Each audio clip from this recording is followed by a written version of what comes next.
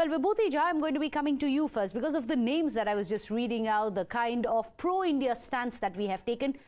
What do you think Trump 2.0 is going to mean for India as a nation and Indians within America? Do you think it is going to be actively pro-India and Indians, given the kind of statements which have come in the past, because Trump has been projected as someone who's anti-immigrants?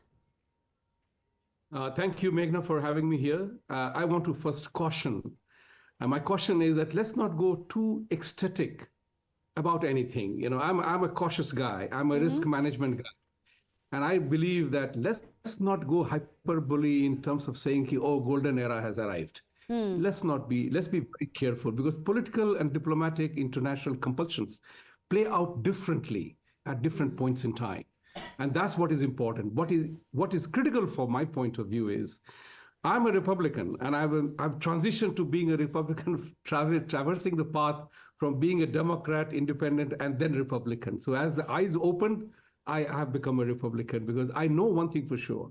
Living here for 40 years, I know Democrats have been single-handedly taken Indian community for granted. Every single anti-India, anti-Modi, UC,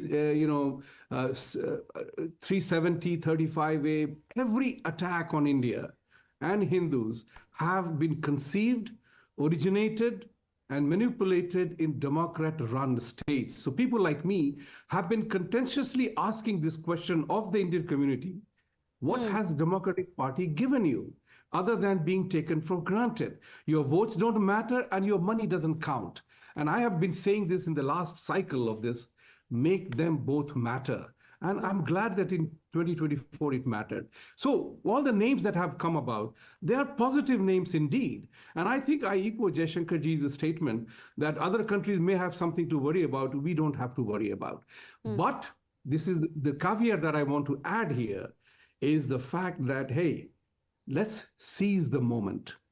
The Indian-US relationship has always been talked about in a strategic ally, natural partners, and all the brouhaha. I'm saying it's time to seize the moment, because you will not get these kind of scenarios again and again. Because likelihood, Trump is definitely pro-India. He has been very emphatic on principles, matters of principles. He's anti-terror. He's controlling regulating immigration. So there is a definite convergence on issues between Prime Minister Modi and Mr. Trump. The question is whether we are going to be dissipated on divergences and dissonances, or we would take advantage of convergence and opportunities. And that is where the maturity of this relationship will matter, in my opinion. People like us will definitely work towards that agenda. One of them would be that for the first ever time, the notorious USCIRF, which continues to issue statements against India and Hindus, must have an Indian Hindu there. Whether Indian American or wherever, you must have one such person in that organization. That'll be interesting. Yes, thank you. That'll be very interesting to see USCIRF to have an Indian sitting there amongst the kind of statements which have happened. But Sushant Sareen, do you share I want to make it very clear: an Indian Hindu, not an Indian Hindu. That's right. Sushant Sareen, do you also share this cautious optimism, if I can call it cautious optimism? Because of course we've seen Prime Minister Modi having collaborated, working very closely with three of the earlier presidents. Now all three of them, and one of them is now going to return as in his second term, all of three of them have been very, very different. But many have said perhaps the points of convergence have been the highest when it comes to President Trump and Prime Minister Modi. Do you share that feeling as well, or do you think it is necessity, the point of my enemy's enemy is my friend, which is going to bring the two nations together, not really so much the leadership? I think it's going to be a bit of both. It is going to be a convergence of interests, and of course, personalities do matter. But I'm very happy that Mr. Jha has given a bit of a reality check to everybody. Look, let's get a couple of things very straight. Right. The guys who are being appointed to the new Trump cabinet or the incoming Trump cabinet, they are not pro-India. They are pro-United States. They are American nationalists American patriots first and foremost. And because they are that, they are also well disposed towards India because they see value in a partnership with India, which means that there is an opportunity for us to seize.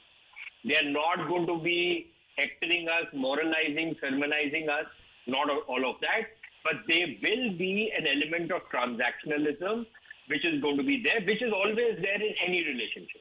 So we need to be ready for that.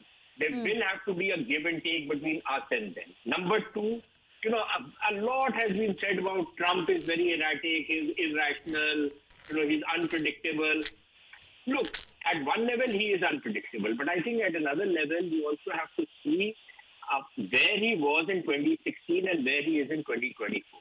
I sense, and I might be completely wrong on this, but my own sense is that he is much more firmly footed this time around coming into office than what he was in 2016. Number two, he is much less erratic, much more consistent, and much more resolute, even mellow, in fact, to a point, than what he was in 2016. So all of this thing that, he's going to constantly have that hire and fire kind of thing, just look at the people who he's picking up in his administration. Each one of them, an expert in his own field, each one of them very highly regarded, at least the names that have come out so far, which is good for us because, if we already have established links with these people, unlike his previous administration where you had, somebody like a Tillerson handling the State Department, you would not really, didn't have much of a contact with him, or many of the other appointees. This time, most of the people who are coming in to have a very good contact. But please remember that there will be issues on which there will be certain divergences. And it will be on both countries, as Mr. Jha very correctly said. Which would be? There will be divergences. And as Mr. Jha very correctly said, that, we will need to narrow down those divergences. There will be give and take. We will have to give in on certain things, maybe on some tariff issues. We can also talk to the Americans that our trade with the U.S. is not as imbalanced as the Chinese trade with the U.S. We have a relatively balanced trade. So there's a lot we can do with the United States in a close partnership with the United States and further deepen and strengthen this relationship than what it already is. So I think there are a lot of good things which we can look forward to. But let's not just sit back and say, okay, fine, we've got people in the U.S. administration who are well disposed towards India. Now everything will happen on its own. It's not going to happen on its own.